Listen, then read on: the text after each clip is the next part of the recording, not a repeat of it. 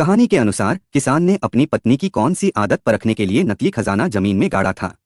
बहुत समय पहले एक नगर में एक किसान अपनी पत्नी के साथ रहता था। किसान की पत्नी बेहद सुंदर और बातूनी थी। किसान अपनी पत्नी से बहुत प्रेम करता था, लेकिन उसे एक आदत से परेशानी थी। वह अपनी पत्नी को कोई भी बात बताता तो वह बात देर तक छुपा नहीं पाती थी। एक दिन किसान ने सोचा कि अपनी पत्नी की इस आदत को परखना चाहिए। उसने एक योजना बनाई। उसने एक नकली खजाना जमीन के नीचे गाड़ा और अपनी पत्नी को बुलाकर कहा, यह हमारे परिवार का सबसे बड़ा रहस्य है। मैंने एक खजाना जमीन के नीचे गाड़ दिया है, लेकिन इसे किसी को मत बताना। अगर किसी को पता चला तो हमारा खजाना छिन सकता है। पत्नी ने वादा किया कि वह यह बात किसी को नहीं बताएगी।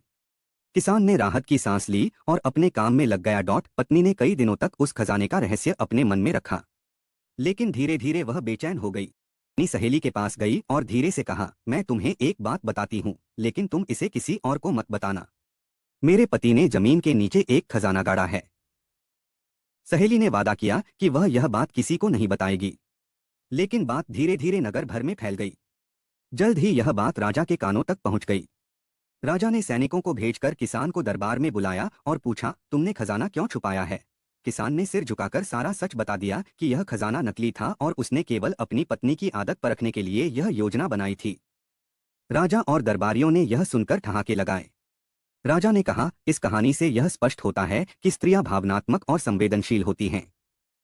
वह अपने मन की बात छुपा नहीं पाती क्योंकि वह इसे दूसरों से साझा करके अपने मन का बोझ हल्का करना चाहती हैं।